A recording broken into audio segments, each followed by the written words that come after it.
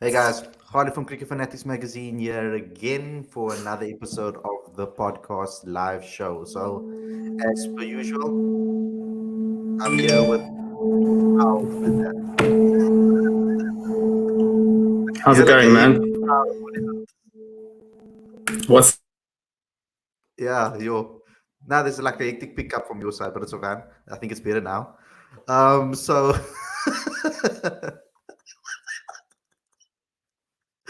okay, so guys, this podcast episode, great start to the show.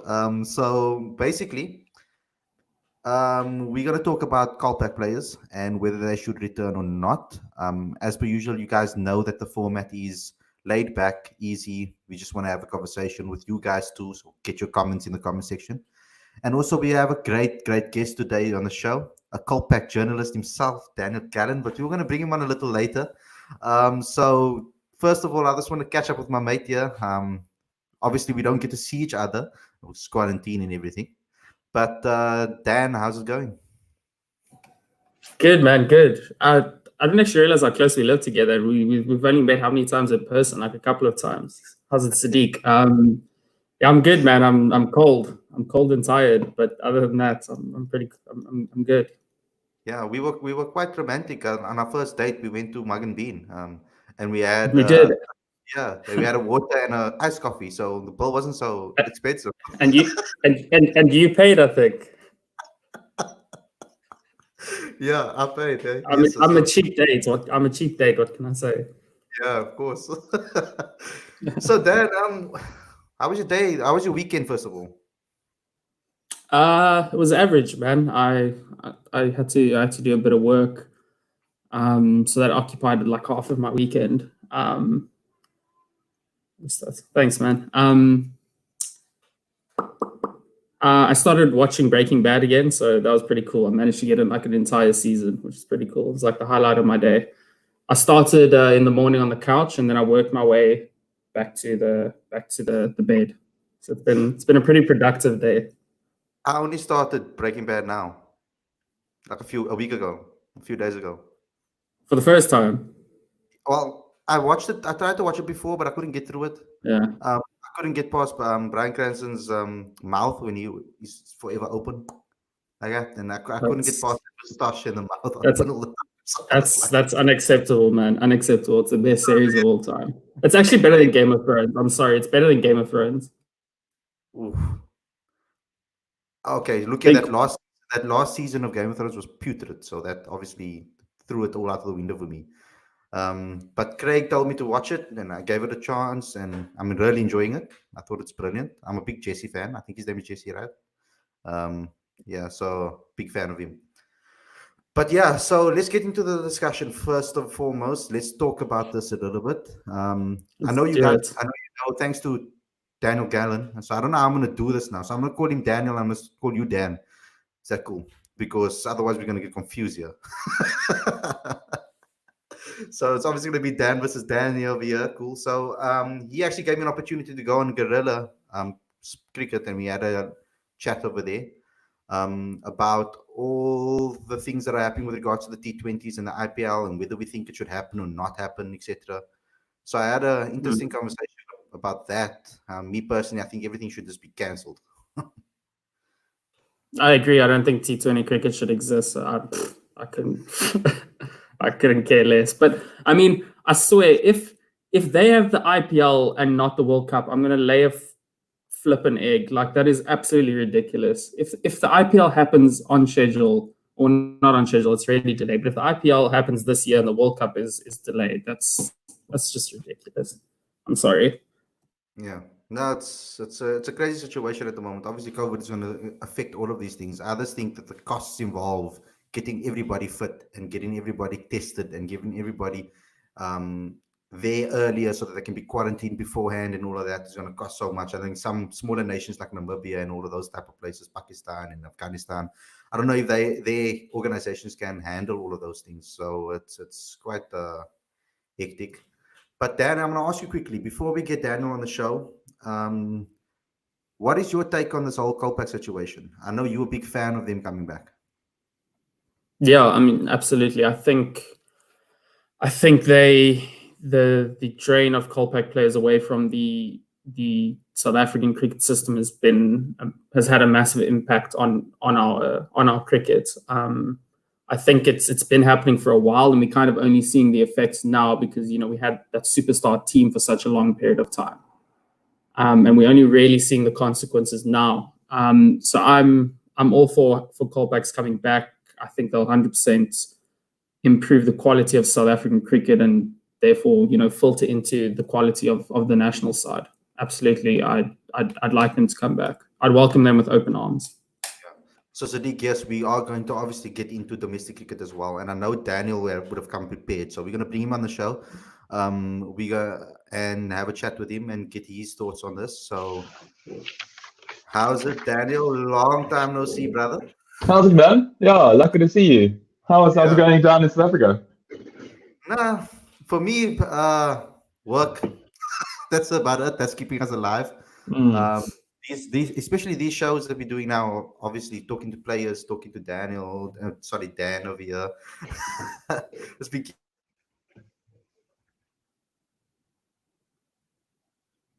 Oh, I think Khalid is frozen.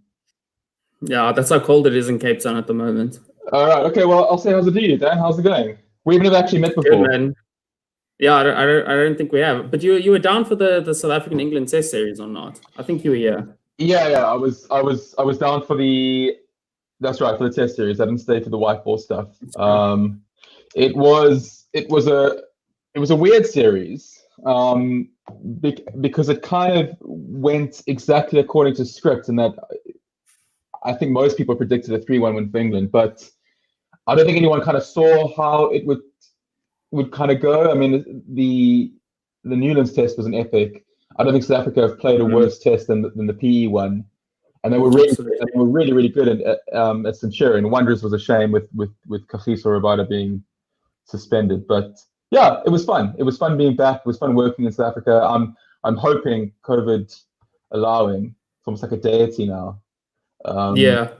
COVID allowing, I will be there for the Australia series, and I think England also there for a couple of white ball matches. Is that right?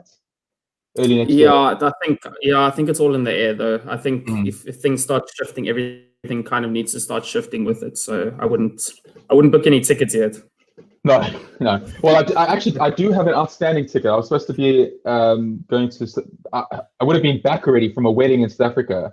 So I really hope SAA doesn't fold because I've still got that outstanding ticket that I'm allowed to use. So I'm really hoping they pull through. Yeah. Rookie error booking SAA, the rookie error.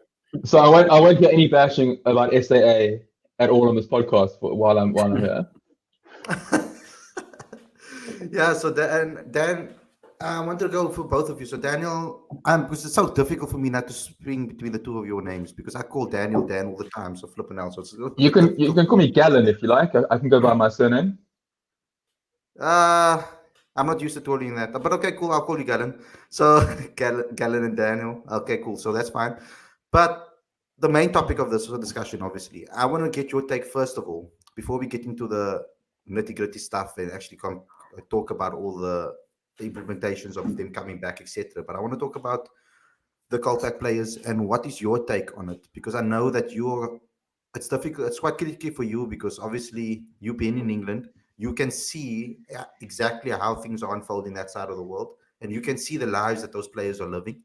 So obviously, you know way more what it's like for those players than us, because obviously we look from the outside looking in, and we see it. Okay, cool. They disgracing our country. A lot of people would say that, or a lot of people would think that way, and they turn their back on those players, and they don't actually want them to come back for those reasons.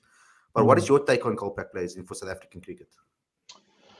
Well, I mean, my take is that if they came back, they would obviously improve not only the domestic structures but the Proteas as well. I mean, there's no doubt that the players who go are quality, and even if they don't land up playing for the Proteas, just that knowledge and that experience, it would obviously come in handy. I mean, if you think of a young guy like Vian Mulder, if he was sharing a dressing room with, I don't know, Kyle Abbott, for example, or was facing him in a match. I mean, that only makes him better. So that improves the standard of cricket. I think that the notion of them being traitors and sellouts. I mean, I wrote a piece, when was it, last year, towards the end of last year, on Cricket Monthly, a whole long-winded maybe expose on how they themselves feel and how the Kolpaks feel, and they rightly bristle at that notion of them being traitors and sellouts and kind of like wearing the Kolpak like it's a scarlet K on their chest, and I can understand it. I mean, I'm a South African journalist. I still identify as South African. I want to see South Africa do well on the sports field and in public life, and even now under lockdown, I'm more aware of what's going on in Johannesburg and Durban, where my parents live, than I do in South London, because in many ways, now that my world has become so small, South London might as well be as far away as Johannesburg, and Johannesburg might as well be close to South London, if you know what I mean. So in my heart, I feel that, but I've moved over here. I moved over here for various reasons, and one of them was to better myself as a journalist, and also for a better life, as my wife and I saw it. So no one's calling me a sellout, except apart from banter in the press box. No one's going on, and I don't encourage it, but no one's going on my Twitter handle and calling me a sellout. No one's wanting me to make typos in my articles because I'm maybe taking the job of another South African journalist. Like there's the freedom in this market, as it is in accountants or lawyers, doctors, or whatever the case is. People, we're encouraged to be part of this global village, and yet it's only through the very small lens of sport that we judge people on these notions of nationalism, and we become quite jingoistic. And what does it mean to be South African? What does it mean to be English? Is Jofra Archer more English than Joe Root? They both won the World Cup for their country. Is Imran Tahir less South African than Kesha Maharaj? I mean, like, I understand why we move in these ways, because when just by virtue of wearing, and by the way, I'm wearing an old Bafana shirt, by virtue of wearing a nation's colors, you become an ambassador and you thrust into this sort of political role, whether you like it or not. So those sorts of feelings are exacerbated. But yeah, they don't like it, as you can understand. No one I spoke to is like, yeah, I don't mind being called a traitor. They don't like it. And we should stop calling them that, I would say. I mean, I spoke to Leos de Ploy, for example. We had him on the Lockdown show, and it was quite interesting. He still sees himself as South African. I mean, there's a lot of reasons for players leaving, besides the fact that maybe better opportunities. I mean, we've all hailed Faf as one of the best captains that ever played for South Africa, and he went away and tried to better himself and came back and played for his country. It was for the betterment of him.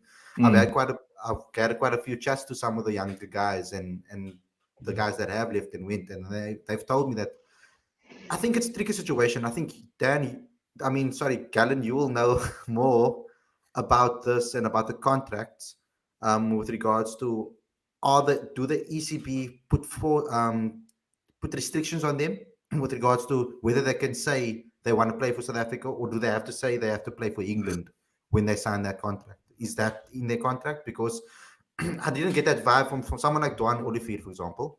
When I interviewed him, he still felt, I could still see the sadness in his demeanor when I spoke to him about South Africa. Like he still misses it.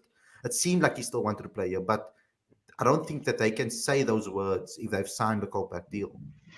No, I mean the ECB can't tell a player what he can and can't say. I mean, a cricketer can say he wants to play for Australia today, and then tomorrow he wants to say he wants to play for the West Indies. The ECB can't control that. I think what they all want to do is play cricket at the highest level. These are competitive elite athletes who want to test themselves against the best in the world. I mean, I think there isn't one Kolpak player that I've spoken to and that I've read who, if they could have things exactly how they wanted it to have gone, they all would have played for South Africa. They all would have had long, storied careers for South Africa. Harmer, Villas, Olivier himself, in the Wayne Parnell, all of them said that the highlights of their career, of their lives in many ways, was the first time they got their Proteas cap. They like all cricket mad kids in South Africa. They grow up wanting to wear the Protea badge. That is the absolute pinnacle of their life's quest. And so it's quite hard to take it away. Getting to your answer, no, the ECB can't say that, but I think even if they wanted to still play for South Africa, I think because, and we'll get to Brexit and how that might change things, but it's assuming that the Kolpak would continue, and when I wrote this piece, we weren't sure of how things were going to go with Brexit. I mean, we're still not, but I think for them to come out and say, look, I would love to play for South Africa. That is my ambition. Hey, South Africa, I'm coming back. Put me back in the side. I think because of all that jingoism and nationalism we spoke about, and there's been a lot of bad blood, whether the players have played an active role in that or not, like Simon Harmer and Olafia suggesting. I mean, Harmer was a bit more direct than Olafia, but both of them suggesting that they want to perhaps play for England. Kyle Abbott and Riley Rousseau in the manner that they left, at the time that they left, and a guy like Wayne Parnell, who I think is a bit disaffected by the way he was perhaps treated when he was a Protea. Certainly, the type of player he was. I mean, wouldn't it be great to have a left arm that can bring it back into the right hand? I mean, he's just, I'm a big fan of his. So I think with the amount of bad blood that has been spilled both by fans and administrators and the players themselves, I think that they would be reluctant to kind of put their colours in the mast and say, I definitely want to be back with South Africa. But if they could have gone back and changed anything, I have no doubt that all of them would want to have played 100 tests for the Proteas. Yeah, that's awesome. But Dan, so this is where I come in. I'm gonna ask you a question now. The real Dan, not the Gallan. The real Dan. So this is where because I'm a guy that I don't think that these Kolpaks should come straight into the South African lineup. I'm talking now international cricket. I think they'll do wonders for our domestic scene because we need to improve the level of the domestic cricket. And I think that playing against these players, we can see how it affects the youngsters in England when they play against these players in county cricket. So I think it will do the wonders for us in our level of cricket. But when I look at it, and then I know there's a lot of call, and I know, Dan, you are someone that believes that they should come back to the setup, etc. When I look at them and I look at the Kolpak players that have signed, now I'm not looking at overseas players. I'm looking at specifically people that were Kolpaks, that signed Kolpak deals. A lot of them are bowlers, and I think South Africa's time at the moment, and their struggles are in the all-rounder position and in the batting lineup. And I don't think that there's any batsman over there with regards to Test cricket that can come slot in and be better than what we have, youngster-wise and etc. So when you say you want to bring Kolpaks into the side, who are you referring to regards to those players that you think can slot into the Proteas lineup? Yeah, look, I think the Proteas' biggest shortfall at the moment, where we're lacking the most depth, is actually in fast bowlers across three formats. I wouldn't say it's in our batting. I think we have a whole bunch of middle order and openers sort of fighting for positions where we don't have that with our bowlers. We know who our three test bowlers are at the moment. We know Rabada, we know Nokia, we know Ngidi is going to be our three fast bowlers in test cricket. It's the fringe players, who comes in next. And when we played England, we realized, it's Dane Patterson, it's Bjorn Hendricks, So like you said earlier, the majority of Kolpak players, or the ones that we seem to want back, are the bowlers. It's your Dwan Olafiers, your Carl Abbotts, and your Simon Harmers. Now, should they walk into the Proteas 11? Absolutely not. No one really should walk into any 11, in theory. But I mean, just on paper, do they make the starting 11 for the Proteas Test 11? I'd like Olafia and Abbott to give Ngidi and Nokia a go. They fighting for a position. Let them battle that out for that position. It's quite interesting that we're talking about why some Kolpak players seem to, get flack and get called traitors. It seems to always be the ones that we miss the most. The ones that are the almost most likely to have hurt South African cricket. It's Dwan Olafia and Simon Harmer. They get the most stick. And then you say, like, why doesn't David Wiese get as much stick as Dwan Olafia? And then they'll say, well, he wants to play for England. Like, no shit, man. Dan said that every cricketer's dream is to play 100 tests. Everybody wants to play international cricket.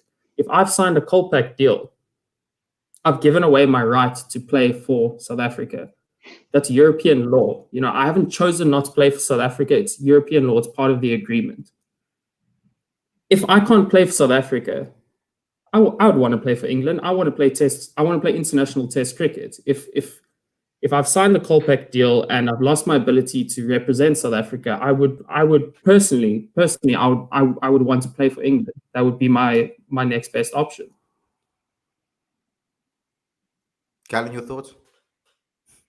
Yeah, I mean, it's interesting about you saying the players who would walk in. Okay, let's now assume that some of them return. I mean, I've got a list here. I mean, Harmer's unlikely to come back. I think maybe before we move on, I think let's assume Brexit is going ahead as we think, and that the ECB now says that they, as opposed to having one overseas per county, you can have two overseas per county. And I think a lot of the South Africans are well liked enough at their counties.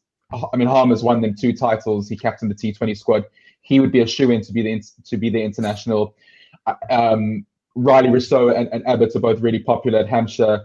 Morne Morkel, when Surrey won the league, was their main bowler. How long he can last? Colin Ingram at Glamorgan, Villas is the captain at Lancs. There are players who wouldn't necessarily come back. But let's talk about some of the other players, and maybe hypothetically they all come back. Who do they replace? Well, okay, maybe they don't replace everyone at the Proteas, but now there's an even greater bottleneck at the domestic game.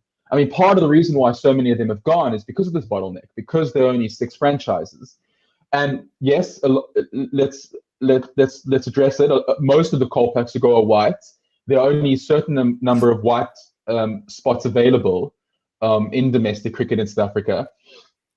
So now, what do we do? Okay, well, I guess that for me the most exciting thing, or the most interesting thing that could happen would be to the addition of more teams in CSA in the franchise cricket. That's kind of the only solution I can see, that because if the bottleneck is such a contributing factor to the Kolpak exodus, to a dissatisfaction, and as well to a lack of talent. I mean, Bjorn Hendricks and Dane Patterson getting bashed around at the Wanderers. I think that's quite indicative of like Dan says, of a real dearth of real fast bowling quality. But that they are the 2 people coming through also speaks to perhaps Zubair Hamza getting bounced out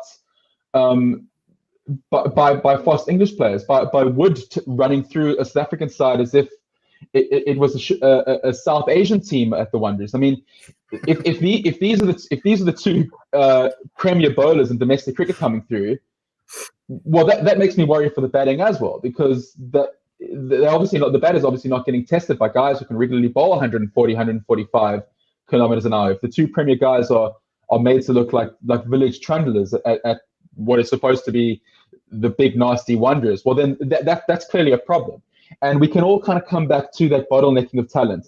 How Cricket South Africa go about adding another team or 2, that remains anyone's guess. I mean, Saka will have something to say about that. They obviously weren't happy with the proposals that CSA had made, and who knows how long that saga is going to run for. But for me, the players are coming back. The exodus will be cut off. That is not going to be an avenue that white players are going to be able to go to England. For me, the only solution is more teams. I don't know if that throws another spanner in the works, but for me, that is kind of the only viable solution I can see. Did that answer your question? I don't know. I went off a bit of a tangent there. No, that's Yeah. good. Me and Dan actually had this conversation about that, about whether we should bring extra teams or whether they should go to 12 franchises like we initially, or 12 provinces, etc., like we initially thought. Well, just on that 12 franchise, because I mean, growing up, I loved the provinces. I mean, when I started watching, it was still Transvaal with the yellow, and they all wore the same, had their name down the side, and all the kit was the same, and like the EP jumbos, and used to love Brickweland West when Simcox was bowling, and Border was strong as well. Border was very strong. That eastern side under Jennings was gun, as Khalid always says, to steal one of his words. There was a great piece in the Guardian by Jonathan Liu, who some of the listeners may know, a really fantastic sports writer, and he said that with COVID, it might make sports a lot more provincial and parochial sort of endeavor once again. That the era of global franchises might, every industry is going to be hamstrung. Every industry is going to take a knock. The Warriors are on their knees before this. Like we talk about SAA falling. There were some industries in South Africa that didn't need a global economic and health crisis to knock them over. They were tumbling down, as it were. So I wonder if the reverse. I mean, it'll never happen. It'll never happen. The CSA would look like a bunch of clowns if they had to change this. But wouldn't it be great if like you guys proposed, we do go back to 12 provinces, and it becomes a lot more parochial. It becomes a much more provincial, smaller field. Maybe some of the teams are fielded by guys who aren't necessarily fully provincial, fully professional. If you can only if Cricket South Africa and soccer can only afford X amount of full-time professional players, well, then maybe some teams have the accountant, keeping wickets when he can, or maybe you pull guys from club cricket who, all of a sudden you got a guy playing bits cricket on a Saturday, and then on a Wednesday he has to go share a field with Vian Mulder and Rabada at the Lions. I hope that from this economic crisis and we all take stock and we all can kind of slow things down and kind of assess what's important. And I hope domestic cricket in South Africa is one of those areas where that happens. Yeah, Dan. Yeah, look, I can jump in. Yeah, I agree with pretty about 99% of what you said about Dane Paterson and Bjorn Hendricks coming in as the next in line players and getting absolutely walloped in Joburg, and Zubair Hamza, being the next in line batsman, getting absolutely bounced out by obviously quality bowlers. And I agree that speaks to the quality of the current franchise system. I disagree that increasing the teams addresses that issue.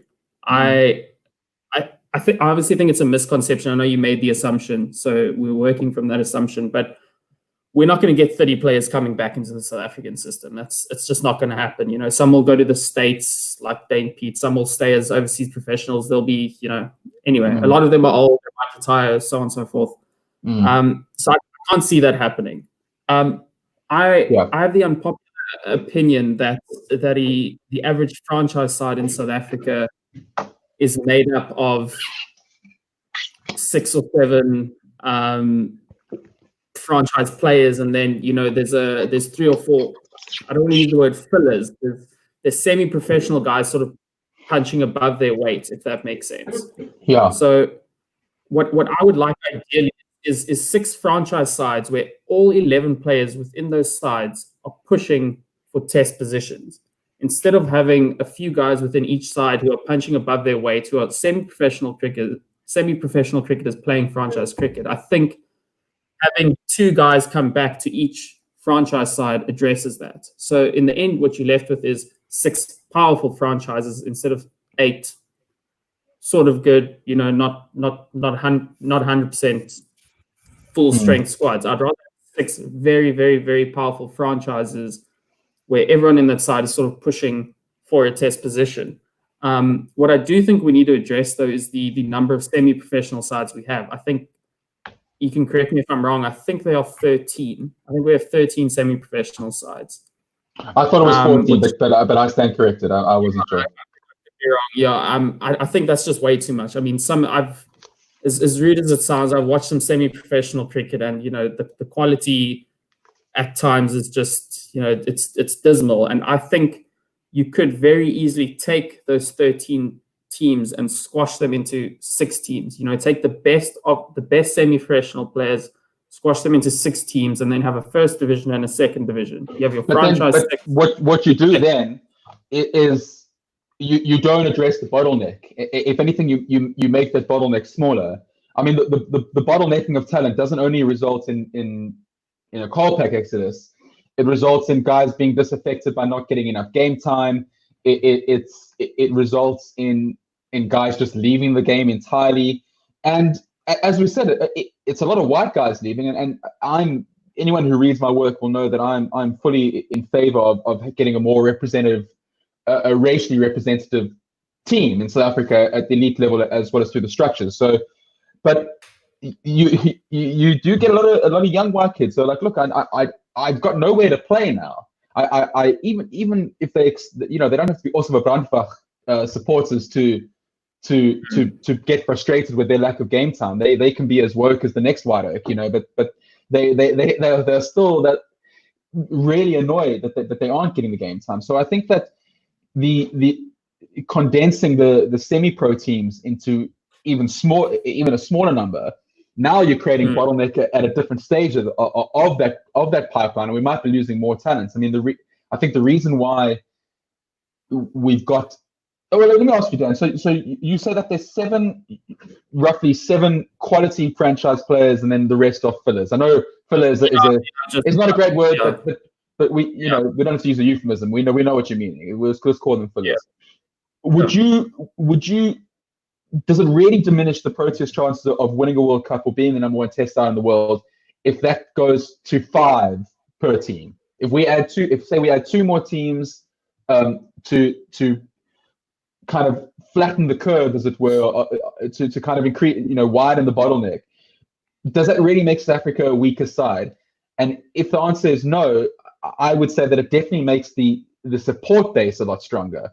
But the only reason not to do that was if it were to make the Proteas weaker. Do you think that having 5 quality players per side as opposed to 7, would that make the Proteas weaker?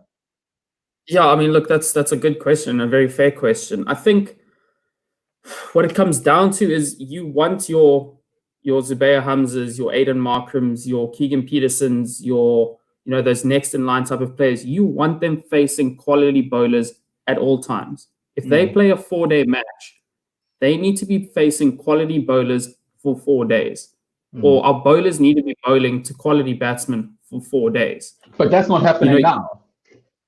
Absolutely, it's not happening now. I agree it's not happening now. And I say it's not happening now because you have maybe 1 or 2 franchise bowlers, and who's on next? It's the 23-year-old chap with a bowling average of 45 who's taken 3 franchise wickets. He's absolutely punching above his weight. And I don't want those guys playing franchise cricket at all. I don't want those guys bowling to Zubair Hamza. We get our hopes up with these guys. They score 1,000 runs in a season and they average 50, and we think they're the next greatest thing. But those numbers are very bloated by these fillers in a sense, and you see it in the batting. I mean, the number of runs that guys were scoring this season. We had young Reynard van Tonder who scored nearly 1,000 runs in the shortened season. I think there were still 2 games to play. So does it affect the Proteas a bit? It's impossible to say. But what the example I use quite often is a guy like Dom Sibley for England, very young guy. He came into Test cricket and it looked like he'd been playing Test cricket for 10 years. And then you ask why was he so prepared for Test cricket? And it's because who was he facing at a county level? He was facing Morne Morkel, Dwan Olivier, Carl Abbott, Simon Harmer, 4 Test level successful bowlers. Who was Zubair Hamza facing? He was facing Dame Patterson, Aaron Hendricks. Who's next in line? Luto Sipamla, Nandre Berger. You know what I mean? So I think if we can, I mean, I don't know if you agree with that. I guess the problem is that there has to be a way of incentivizing quality Proteas players playing enough domestic 4-day cricket. Why is the Mzansi Super League an exciting product on the field? Because they're quality players, and we can trust that a guy like Yanaman Malan can then step into the white ball side. Even a guy like Temba Bavuma, who we didn't think was such a great white ball player, but then he can step into the Proteas white ball team and lash some of the best bowlers around the ground. It's like, oh well, because he's been playing against really, really good cricketers in South Africa's white ball season. How you incentivize Proteas to play enough 4-day cricket that they bring the rest of the guys in their wake is difficult. But I guess that kind of brings us back to the Kolpak thing. How do we get the guys who aren't necessarily going to be Kolpak players? How do we get them to stay in South Africa? And how do we get the guys who have gone to come back? You look at the guys, I mean, the list that I'm looking at, there's quite a big gap between the experienced players and the rest. And, you know, a guy like Morne Morkel, he did his time. He can go make some cash. Behardine the same. But losing a guy like Hardest for you, and obviously losing a guy like Olivier, losing a guy like Visser, even Willis. I mean, Steen van Zyl went when he could have been offering enough. I don't know if you can incentivize the guys who are already established in their countries to come back. But I'm quite excited by the end of Brexit for the possibility that next generation's Hardest for you, not necessarily next generation's Dale Steyn, but next generation's Hardest for you will stay in the country. So I guess that is the one positive. Yeah, absolutely. And I mean, there's obviously the biggest incentive is money. I mean, we don't need to sugarcoat it. The main reason why these guys leave is, you know, they're getting a lot of game time locally in South Africa. They're not exchanging game time in South Africa for game time in England. It's money, and it's fair enough. Everyone would double their salary if they were offered the opportunity. You know, why you'd be crazy to turn it down. But this also goes back to the example of cutting a lot of franchise sides, a lot of semi-professional sides. Does that not free up resources, and then you could increase the average salary of a franchise player, for example? So let's say you cut 7 semi-professional sides, and all of a sudden you've got 77 players who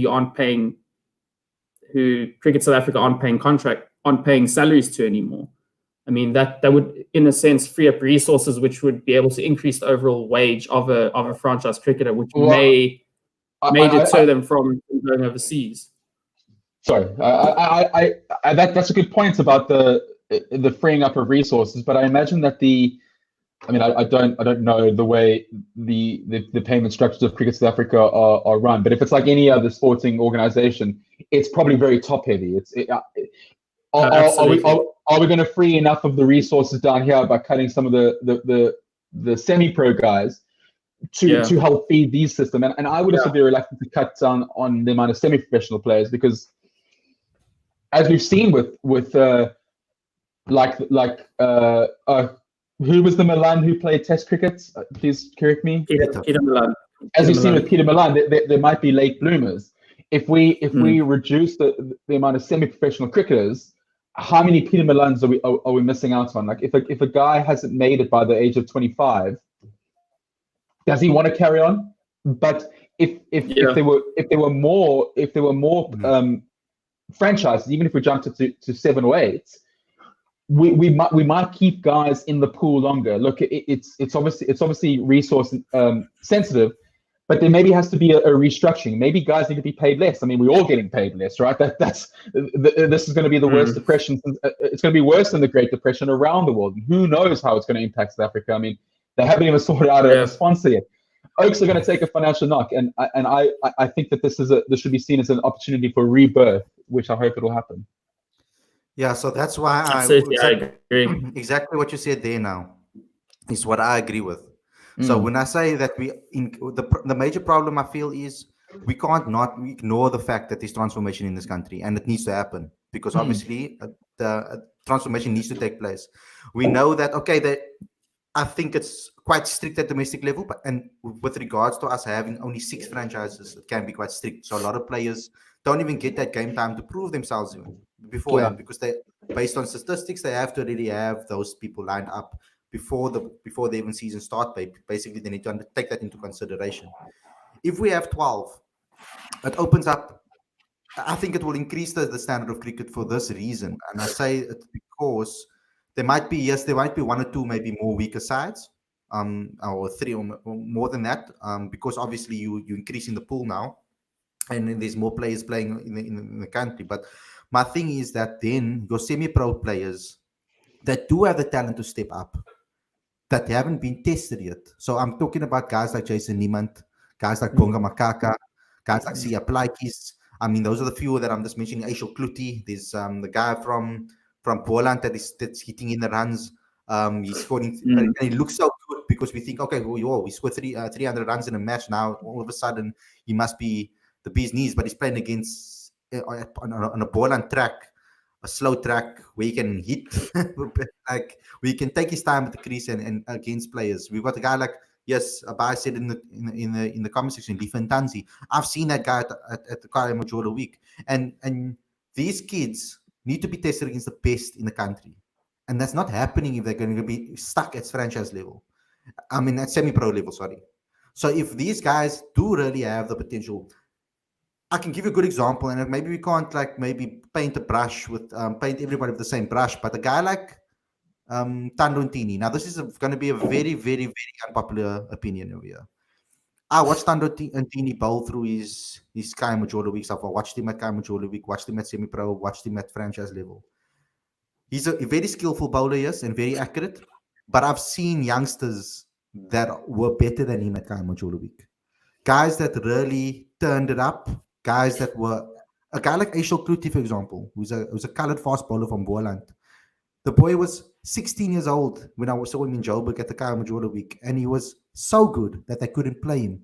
I'm talking guys that are now playing franchise cricket couldn't play him. He was that good. Lifen Tanzi was missing the bat. Was like they're talking about Gerald Coetzee. Lifen Tanzi is in exactly the same bracket, and go back and watch my interview with Gerald Coetzee, and he'll speak very highly about a guy like Lifen Tanzi. But what happens in South Africa is you're not going to see that guy unless he gets a franchise contract. And now you're only going to see him and notice him if he plays franchise cricket. Now, he's playing semi-pro cricket against guys that are much weaker than him. Now, also what's happening is the fringe colored player is suffering. There's certain colored players that are gonna be suffering as well because of this. They're not going to get the game time, or there's no opportunities for them because maybe they have in their mindset, they are going to argue that, look here, I'm averaging, for example, let's say with a bat, for example, I'm averaging 45 or 43 with a bat, but a guy that's Black African that's averaging 20 because of the lack of Black African batsmen in the country, because we are not developing them at the younger level, right? He gets picked ahead of me, and I don't get a game. So like a guy like Jason Smith is a good example. At the Cobras, that guy was averaging close to 50, but he couldn't get a game time because, first of all, Vernon Philander was in the side. Second of all, Rory Krainvat was in the side, so they had to start.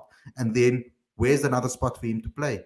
Now, that opportunity is the same with David Bedingham. David Bedingham was averaging close to 50, but there were enough top quality white players already that were picked in the side. I mean, we had Janaman Malan, Peter Malan, you had Carl Verreynne, you had George Linder, you had Nandre Berger because you needed a bowler. So now you're in that situation where you need to pick Black African players. Now, where do you pick them? And the Cobras are a good example because they were struggling with that. Now they've gone for Tony de Souza, and we can see, maybe we'll see the way the system changes or the way the balance changes in the side, because now they have a top order batsman that's Black African that can bat in all formats, and that might swing it a little bit for them, especially when they lose their Proteas players. Now, my thing is that we need to test our youngsters, be tested by the best from the get-go. If they are as talented as John O'Byrne, or they're as talented as Bonga Makaka, or they're as talented as Zubair Hamza was when he came at the school of Jason Smith, that's the things that make guys like Callas, Boucher, when they came through the system, they were playing against top quality players when they got into franchise level immediately. As soon as they came out of school, they were playing top quality cricket. But also not. I think there's an assumption that if we go to 12 teams, that the talent is going to be evenly distributed. That if there's only 12 world-class players in South Africa, that each team is going to have one world-class player. That's not going to be the case. That's not how sports teams with many. That's not how leagues, many teams work around the world. I mean, I don't know if you guys are watching The Last Dance, the Netflix documentary with Michael Jordan. That Chicago Bulls team was stacked with world-class players, and then they would play against another team who were rubbish. When Manchester City go and play Brighton, it's not there's not an equal dilution of talent. I would be more than happy for South Africa to go to 12 franchises and maybe have a two-tier system. I mean, here in the UK, when Essex played Derbyshire, there's not an equal dilution of talent there. Essex trounced Derbyshire because Derbyshire are rubbish. With respect, I'm a terrible cricketer, and I say this as a punter and a journalist. I am not as good as any cricketer out there. No one at me. but you get what I'm saying. So it's increased game time, and it's all about bottlenecking. It's about bottlenecking. When Cricket South Africa decided to move from the 12 provinces to the 6, was it 12 provinces or was it 14? How many was it? Was it I think 9? it was 12. I think it 12, was 12. It excluded Limpopo, and Mpumalanga. Yeah, that's right, because Burlington Yeah. border and If obviously you think in Northern. Africa Cup terms, Yeah. like 14. You think in Africa Cup terms, There yeah. you go. Okay, so the 12, 14, call it 14, include those others. And you know what? Throw in Zimbabwe and throw in whoever, or Namibia, whatever the case is. Divide it up between two, the top tier and the bottom tier, have a promotion relegation, decide how you're going to do that, and just keep hammering these guys with games. Just keep making them play. And on the odd chance that a youngster gets to go play the Titans and he goes and they're playing the equivalent of the Harlem Globetrotters, what an experience. They're going to bring the A game and they'll take the runs and then they'll take that form and then go crush Namibia the next week. And man, maybe this kid's got something because he scored runs against the Titans, but he didn't against, and he carried on that against the smaller teams. Mm-hmm. Also, we've got a bottlenecking at the Titans. Well, look, you guys are more all over the domestic stuff than I am, so I can't think of a name. But whoever there's the reserve keeper who just can't get a game, well, we'll go loan you out to Zimbabwe or we'll go loan you out to Border. That guy's getting game time. He's still under contract with the Titans, and he's feeding the system. He's bringing that experience from playing with all the guys, and he's filtering it around. It's all about a bottlenecking. And just to bring it back to our overarching conversation, that bottlenecking is directly responsible for the amount of Kolpak players who have gone overseas, who have come here to England.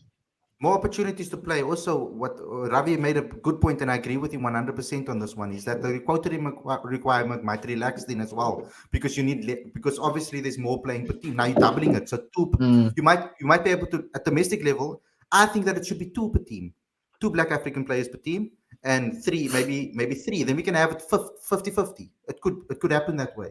Maybe it's a possibility, because now you'll have more teams. They'll be spread out along the way to find that quality.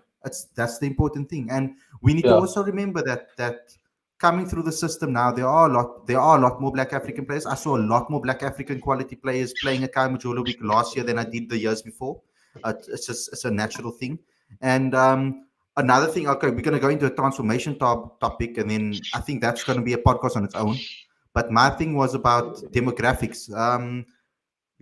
Having transformation according to the demographics of the province. Like, for example, Gauteng produces a hell of a lot of Black African players through their system. Give them a more strict code of how many players should play for their team. With regards to Pretoria, we know that the Pretoria teams and they don't necessarily want, the schools especially, don't want to really change their system to fit the transformation targets. We've had those articles come out already when we're talking to AFI's presidents and we were talking to the AFI's principal, and they were talking about that their system is tradition. It's the way they are. The Black African person needs to be able to speak Afrikaans. They're not going to change their system for those things. Maybe then loosen it up a little bit for them. And then for England, for Cape Town, majority of the country is colored players. So a lot of the players that have been produced by the Western Cape are colored. Maybe give them a little bit more of a transformation around giving more colored players an opportunity. I think I'd be reluctant to do that. Just I keep talking about the bottlenecking. Perhaps a solution to that, because it's a very interesting point you raise about the way different provinces produce different races. But maybe then there could be some sort of academy system where players are entered into a draft, or there's a is it a draft? Is that how the NBA and American sports do it, where you draft teams? Maybe that's how you could do it. And as part of your draft of the next crop of players, maybe like you from Kaimajolo, you select, I don't know, enough players that each team could get 3 players each on their roster, for example.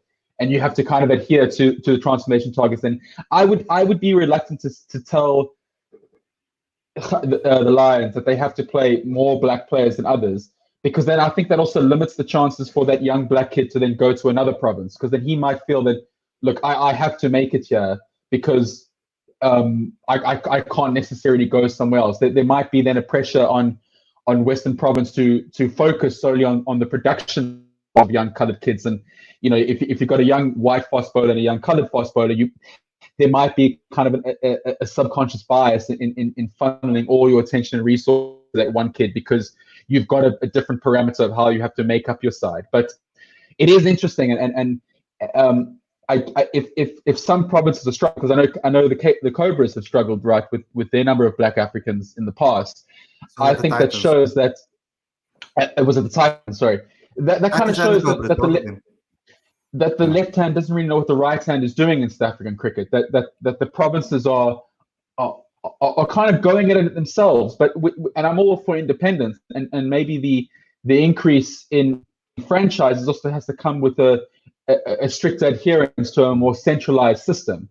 Look, it's tricky. It's funny because it's funny because like you said, like the Titans and the Cobras are considered the two biggest franchises in the country with regards to the riches and with regards to things available to them. Okay, the Lions obviously because they've been winning as well, but it shouldn't be the case that those two franchises are struggling with Black African players. I know how hard.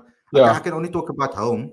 And I know how hard a guy like Graham October, a scout for Western Province, etc., is working to get more Black African players into good schools, etc., to increase that. We know that with regards to cricket is a rich man's sport. We know that for batsmen especially, and I think that's maybe the reason why we produce more Black African bowlers because all they need is a ball and a pair of shoes to run down the wicket and bowl fast. Absolutely.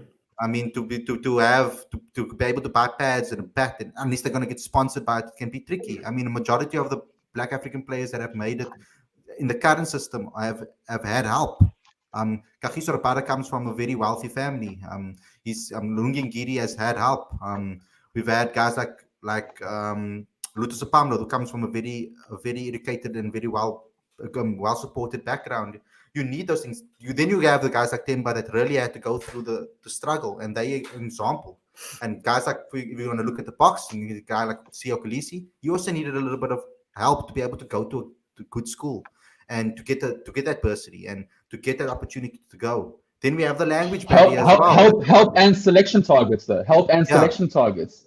People who like to champion Sio Kolisi as a shining light of Black excellence need to know that, Temba Bavuma told me that he's like, I made it, people might not have given me as many opportunities if they weren't being forced to. So it's such a tricky to handle. I mean, I think just coming back to the Kolpak, there's also that resentment directed towards Kolpak players because I think because they are white and they are seen to have found a legal loophole that they can still kind of continue to play cricket, to earn a lot of money overseas. And I think that kind of fuels the rhetoric of them being sellouts. I mean, for you guys based locally, do you think that there's a lot of resentment towards them for that reason, that they've kind of cheated the system in a way that they forget nationalism, just from a purely like economic point of view and opportunity point of view, that they've kind of like found a loophole and driven through it that isn't available to other people? I think there's definitely a negative attitude towards it from some, which is fair and unfair in certain circumstances, right? I don't like to mention specific players here, but you do need to distinguish between a guy growing up in a township who can't afford pads and a Lungi Ngidi who went to one of the most elite private schools in South Africa. These are two very different types of players, of people coming through the system that are treated the same, which is fundamentally in itself ridiculous. That is absolutely ridiculous. Dan keeps bringing up bottlenecking. Do you think that relaxing the transformation targets would change that? Would that have a big influence on it? Well, I think that relaxing transformation targets would have had an impact on Kolpak. Yeah. Yes. Exactly. Do you think 100%? Yes, it would have. I mean, the famous example is the 2015. My thing is though is that I consider the Kolpak exodus an acceptable byproduct of the fight for transformation. I feel like the the premature termination of Carl Abbott's international career is for me an acceptable collateral damage to have made room for Lungingidi, for example, to come when he had, or for Dane Visser leaving or Riley Rousseau leaving. Maybe that provided an opportunity for Andile Petlakwa, who's become a superstar. We don't know. We don't know how many players, because I mean, so say Harmer comes in, he shunts down Maharaj. I think Maharaj is a better bowler, but let's just use this as a hypothetical. He shunts down Maharaj. Now Maharaj comes down and shunts down someone else. In 10 years' time, this young black leg spinner who we haven't heard of yet, who's now tearing up the world, maybe he doesn't get a game. So I think that the Kolpak exodus for me, as much as it rankles, and I can't stand it, and I can't stand it because I want to see South Africa do well, and I hate any sort of player drain. I mean, again, I'm a journalist living here, but I'm still able to contribute to the South African causes where I contribute for UK and South African publications. Harmer isn't necessary, although they do play domestic cricket, but they're obviously not playing for the international side. I think I'm comfortable with that as long as we're pushing the transformation agenda. Where I then get really, really irritated is that when Cricket South Africa have set this mandate that we're gonna create a system that some white players feel they need to leave in order to circumvent, that we still start a test match in 2020 with one black African on the field. That when that one black African gets himself suspended for the final test match, we have to draft in a batter who might not necessarily have got a game if other bowlers were fit. So I think what irritates people is that Cricket South Africa with Kolpak is that Cricket South Africa created the system that means that a Kolpak exodus might be a byproduct, but yet the reason why they've done it, they've not kind of fulfilling their own promises of creating enough black African cricketers, batters or bowlers, who are ready-made replacements when one is injured or one is suspended. Why is Themba Bavuma, Lungi Ngidi, and Kagiso Rabada really the three players that you wouldn't be surprised to see in the test team? If Andile Petlakwa gets a test cap, you'd be like, oh, okay, that's something's gone different here. Something has deviated from the plan. And I think that's what irritates people. I think people would be a lot more comfortable with the Kolpak if they were, and I'm not even saying they have to be world class. I'm not even saying the black Africans have to come and start batting like Brian Lara and bowling like Rabada, but they just have to be ready-made. And the fact that they're not only exacerbates this sentiment, I think. Yeah, I don't know that. I've tried to think about this now, and I think guys like Carl Abbott, Dwayne Olivier, Simon Harmer, I'm just thinking of the main ones there. Do you think that racial quotas within the franchise system was the reason that they left, for example? I think Carl Abbott and Dwayne Olivier thought, look, I'm a quality player, but who am I competing with here? Carl Abbott said, look, I'm competing with Dale Steyn. I'm competing with Morne Morkel, Philander, Rabada. I'm the fifth best bowler in this country, but I'm not going to play international cricket. And I might get, best case scenario, I might get 20 test matches. Let me cut my losses and go play franchise and go play county cricket. I think that had a lot less to do with racial quotas than what we think. I think David Bedingham is a player that I would start bringing that into. He's young. International selection wasn't ready immediately on the cards. And he was being forced out of the Cobra side too, because as we were saying, they were affected by. So I think some players are more affected by the requirements than others. Yeah, can I just jump in about the Cobras? Yeah, go for it. What you said over there, because the exact thing that happened, I was at the game when Matthew Kleinveld scored 170 odd in that one game, right? And the next game he had to be dropped according to the transformation targets, because first of all, when your Proteas players come back, you have to start them. I think that's the agreement with CS Cricket South Africa. They have to play if they are fit. So you have to then drop Kleinveld for a guy like that was averaging 20 in the season. And the guy that scored 175, so Ashwell put his foot down and said, no, he's going to play Kleinveld because how can he not? And then Kleinveld went on and it scored another massive score in the following game. And then they got into some trouble, but it was the leeway was they were allowed to go through with it, and they got it approved somehow. So they sorted that stuff out. I think that once again I'll say I think that situation doesn't happen if the talent is spread out a lot more.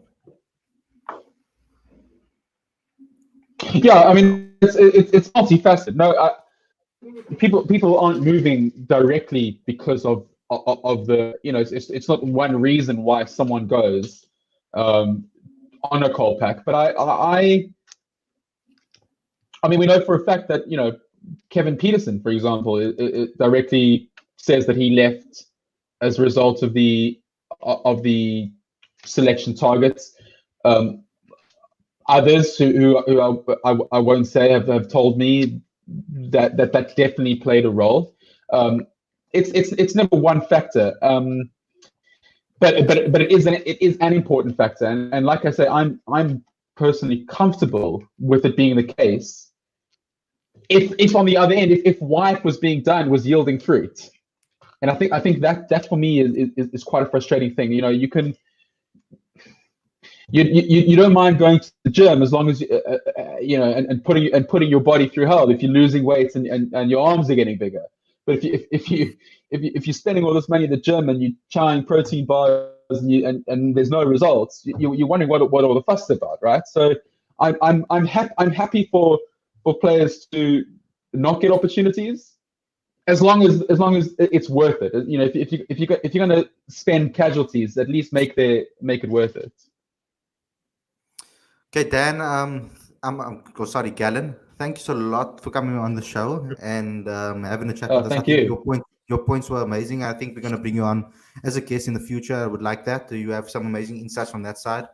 And yeah, so we will take that into consideration, everything that you said. And I know the fans enjoyed it a lot. So thanks a lot for coming on the show. And I hope you and your wife are safe and healthy, etc. Thank you. Yeah, we're doing well here. The weather's turning. It's 8 o'clock. There's still blue skies outside here. It's a little chilly, but no, we all good. And thinking of you guys back in South Africa, my family's all still there, and I know you guys have got it a bit tougher than us. But I wish everyone well. And yeah, what you guys every time I guest on one of your things, Khalid, I say the same. You guys are doing a fantastic job. Dan, love your work, and all the other guys. I know Ravi has got a column, and yeah, you guys do good stuff. Just keep going. Yeah, and no COVID. Cheers, Dan. Nice to meet you. Dan, can we see the shirt before you leave? Is there a name on the back or? Khalid, where's that shirt from? No Quiz name. question for the day. Quiz question for the day. What should we where's it from? Do you know what shirt that is? Bafana shirt. Yeah. What year? Yeah. I don't know what year. Fuck, don't ask me that. I don't watch South African soccer. I don't watch South African soccer. I'm sorry. Yeah, Dan, you expose them like that, on live. Yeah, there's no mercy here. There's no mercy here. No mercy. I think I know. 1998 qualified against Zambia. We can all read Ravi's comments there. Ravi had to WhatsApp me, man. Brother, yes sir, you're supposed to have my back. Well, thanks a lot, Dan. Anyway. We'll chat to you again soon, Gallan. My pleasure. Thanks, guys. Thank you. Cheers, mate. So, Dan, interesting. A lot of interesting thoughts over there. There's the takeaways from that. Yeah, I think we sort of started there and kind of went the other way. I think we can safely sort of assume that the two biggest reasons that we have these Kolpaks leaving in the first place was, in my opinion, was the biggest reason is money, and I think the second and slightly smaller reason is the requirements that we have in South Africa. The money issue is something we don't really have that much control over. We would love to pay our cricketers more. It's just something. It's not something that we can change overnight. the racial quotas that we have is something obviously in our immediate control, and we can debate about it for years. Is it benefiting South African cricket? Is it benefiting Black African players? What are other ways that we could go about transforming South African cricket without making physical quotas within our franchise side? I mean, these are discussions we can have for forever. But just going back to Kolpaks, it won't. The Oliviers and the Harmers and the Abbotts aren't going to come back to franchise cricket and struggle to get game time. They aren't going to be affected by transformation targets. Yes, they're going to take a big salary cut, but the topic is whether or not we'd like them back and whether they would improve the quality of South African cricket. And I think we can safely assume that they will. Yeah. I agree with that, but obviously, like I said, I think by us creating more opportunities for game time for top quality players to play against the top that we have in the country, I think can only breed success. I think there's a misconception about England. I feel that there's so many counties. I don't think that every single county is top notch, world class. So I think also it has a lot with regards to Test cricket. It also has a lot to do with when those players at what age play the longer format of the game. And like we spoke about before, maybe bringing that 3-day competition back might be a good option. For sure. And I mean, you bring up youngsters and their lack of long format cricket and lack of opportunities, and I agree with that. But we could streamline that. We could have high performance camps and centers for 20 young individuals that we've identified. Why isn't Tando Ntini, Gerald Katsia, and Lifa spending the off season with Alan Donald? Why aren't they going on SAA tours and emerging tours more often? Playing in Indian conditions, playing in English conditions, playing on the subcontinent. I think that they've done that well over the last few years. Guys like Matthew Brzezinski, guys like Marco Jansen, guys like etc. Those type of guys. I think they've. I think those guys have been given a lot of opportunities to play at the high level. So I think we're getting it right. There was something I wanted to tell you now. Yeah, there was something I wanted to tell you now, but I really slipped my mind now. Happens with age. Don't worry, you're nearly 30. What was it now? Oh yes. No, wait, I lost it. Oh yes, there we go. So, for example, we've got a guy like Christian Jonker that we currently did a feature on. And we got a guy like Kelly Smuts, who has been playing franchise cricket for a long time. He's been in the system along with quality cricketer, quality all-rounder. Christian Jonker also, quality player. He almost made his Proteas stint didn't go as planned. But with regards to that, them going now to play semi-pro cricket, it's going to do a world of good for semi-pro cricket. Now, I think that if we don't have semi-pro teams and we all had franchise teams, I think that maybe it would be a different story. You will have the guys like Kelly Smuts playing regularly. They won't have that problem of having to move to semi-pro cricket to find game time. Do you mean 12 teams in one tier, or do you mean 12 teams in two tiers? I think there is a big difference. 12 teams in one tier, they're all playing with each other. I agree with the two-tier system. I think in theory it sounds great. We have this many cricketers, let's spread them evenly. If he's on the bench here, then he can move there. But we'll get these massive imbalances. You'll have the Lions playing against Border, and they'll score 800 for 3 at lunch. It'll be a complete one-sided game. And then you think maybe it builds character. Yeah, it definitely does, because Border, for example, is a very young team. So that team, if that team's going to come up with experience with the power side, and give can you imagine you took the 4 best players? Can you imagine you took the 4 best semi-professional players from each team, from all 13 teams, 4 or 5 players in each team, and wedged them into 6 teams, and then said, "Okay, guys, now you're fighting for promotion to play franchise cricket," and then you have Kelly Smuts and these kind of guys all coming together. I think that'll be good cricket. That'll be really, really good cricket. You're not going to have the 32-year-old oak who's been playing semi-professional cricket for 15 years, who's never got a franchise call-up.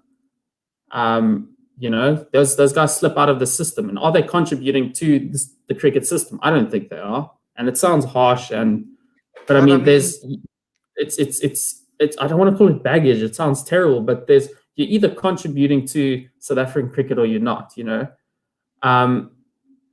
and these guys, these like SA under-19 guys now that didn't get franchise contracts, throw them in that second division, Let these guys play. Let them play with the likes of Kelly Smuts and so on and so forth, and Christian Jonker and whatnot. Let them push for a promotion game. Right now, semi-professional cricket lacks a lot of context. It's like there's so many teams, and if you win or draw a game, it doesn't really matter. Now you're fighting for promotion or potential relegation in every single game. It gives each game a bit more context. So yeah, I'm happy with the 12-team 2-tiered system. I think that would be a lot better than what we have now. Yeah, because I don't want to see Jason Smith sitting on the bench when he should be Absolutely playing cricket. I mean, the only way they're going to get seen is if they're playing against other players and they can showcase their talent. I mean, Absolutely. That's the reason why we have so many transfers in this league. There's so many players that moved around because they're looking for better opportunity elsewhere. I mean, when you have for example, the team like the Titans, they produce a hell of a lot of quality players through the system, and a lot of them are white players. And then what ends up happening is that you're building you're building this dream team, but so many players can't do anything. Unless they're gonna have like that draft that year was brilliant. I think from what Gallan said about having a draft and maybe when you have a bigger pool in having a draft, and you have to pick from a certain criteria, etc., and it sounds good. I mean, if the draft could work, I think, to be honest, I think it's a bit idealistic. I mean, I'm trying to think of an example. If I was living in Joburg and I had 2 kids and all of a sudden I get drafted to go flip and play for like flipping border, or you can't just spread players around. They have other jobs, or they have wives and they have kids and they have responsibilities, and a lot of them don't do it full time. Some of them, so on and so forth. So there's a lot of logistics that would go around drafting players in and around. If it was voluntary, absolutely. If Pongolo, who's a good, he's a good player at the Lions, isn't getting enough game time, he's like, I want game time, and he goes to border, great. That's good. That's a good player not getting game time at the Lions, and he's shifted to to a weaker side. We can say weaker side, and that would work. In theory, it would probably take time for players to start searching for game time. But can Border pay Pongolo what the Lions can? Like, no ways. The Lions have prize money and fans, and they're a much bigger union or business than a lot of these other sides. And that's what Daniel was talking about, these massive mismatches, not only in terms of quality, but in money and fans and stadiums and things like that. But yeah. So, like, for example, if we then split it, so it's Boland and Western Province, for example, if there's no franchise anymore and it's provinces, then the community can come together and say, look here, we're gonna equally distribute the profits between both sides, or equally distribute the finances between the 2 provinces that come from that region. Then what you end up doing is paying, which are now currently semi-professional players, slightly more, using the franchise players' monies, who will then get paid slightly less. Will that help the exodus? If I was Jason Smith and you cut my salary a bit to pay some random semi-professional cricketer, I'm going to go try and get an overseas contract in the UK, not necessarily as a Kolpak, but I'm going to push for an overseas player position.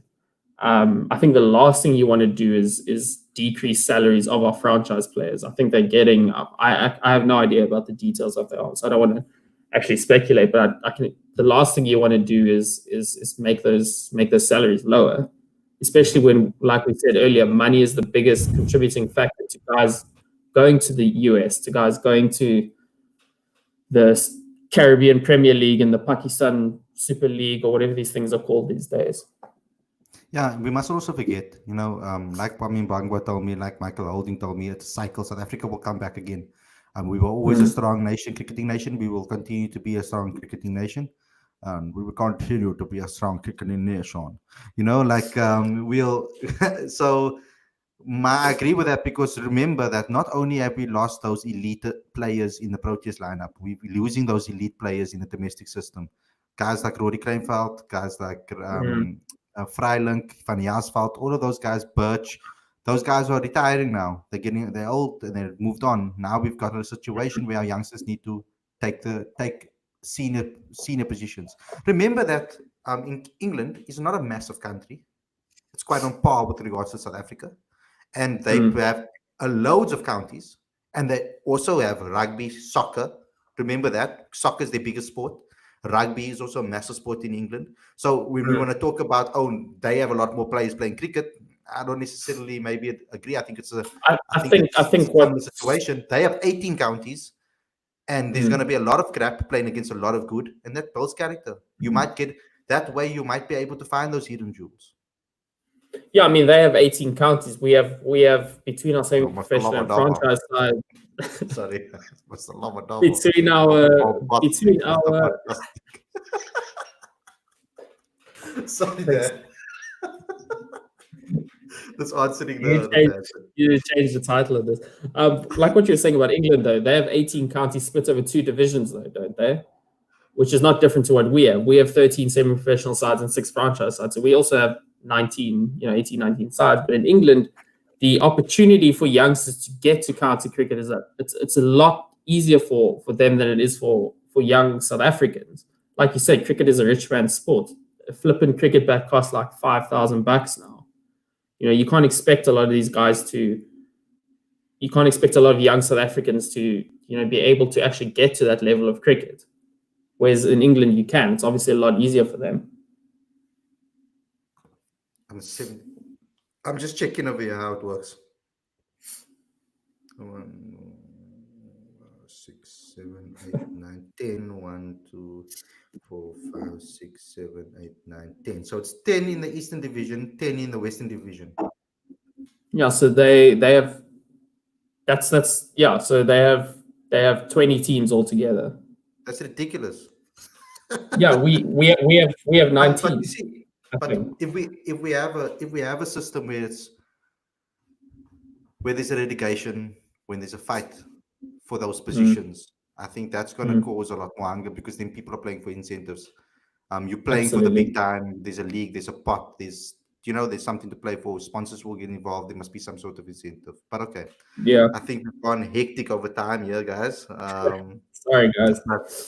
I really enjoyed this conversation, Dan, and obviously looking forward to whatever we're going to bring out in this current week. Guys, keep an eye out, because we are going to be launching you guys have heard it first, we're going to be launching our monthly digital magazine on the 1st of June. So keep an eye out for our teaser. We want you guys to share it with as many people as possible, and obviously share it and get involved. We're going to be coming out with our regular content that we've always been coming out with regards to our insights, our great debate, our fan opinions, and our features on a Friday. So keep an eye out for that. Keep an eye out for our lockdown series. We've got some excellent guests coming on this week. I'm not going to tell you who. Just keep an eye out on our social media platforms. We've got a great week this week with regards to who we have on the show. So yeah, and lastly, just Dan, any message you have to anybody or the fans out there? Just keep pushing. Lockdown's coming soon. I can't believe it's 50 days already. I got absolutely shocked. I read that today. I don't know where those 50 days have gone, but people in Cape Town, stop running. I don't want to be stuck on level 4 while the rest of the country's chilling on the beach. What else? Watch Breaking Bad. It's a very good series. Yeah, I'm enjoying it. Watch the Lockdown series. And yeah, and shot for all the comments and questions, and watch the podcast. And wash your hands. Yeah, of course. Guys, don't also forget to subscribe, press the notification bells for future episodes. And that's us, guys. Thanks a lot for tuning in, and we'll catch you on the flip side.